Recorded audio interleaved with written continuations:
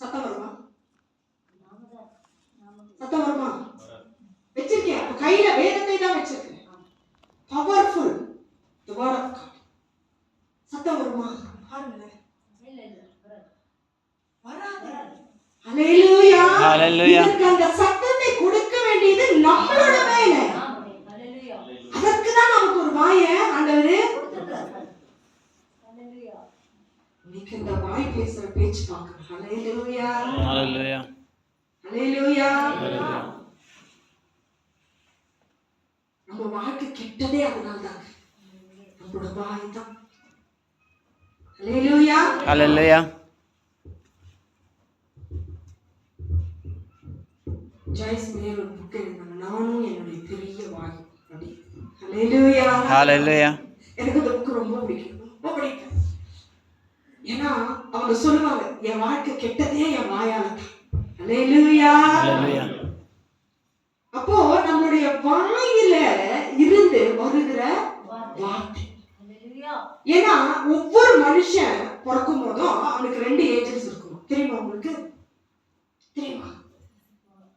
நம்ம வளர்ந்த உடனே அந்த ஏஞ்சல்ஸ் நம்ம கூடவே தான் இருக்கிறாங்க. தெரியுமா? நம்ம கூட எல்லாருக்கு பின்னாடியும் இருக்கிறாங்க. தெரியுமா? ஹalleluya. ஹalleluya. ஹalleluya. ஹalleluya. ஏஞ்சல்ஸ் இருக்கிறாங்க. ஆவியானவர் இருக்கிறார். ஆனா இந்த பரலோக இந்த காம்பினேஷன் வேலை செய்யணும்னா நம்ம வாயில இருந்து ஆண்டவருடைய வார்த்தை வரணும்.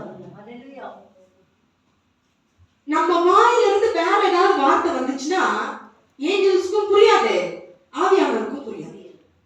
ஹalleluya. அவங்க அப்படியே ஸ்டாப் பண்ணிடுவாங்க. நமக்காக கிரியை செய்து கொண்டே இருப்பாங்க.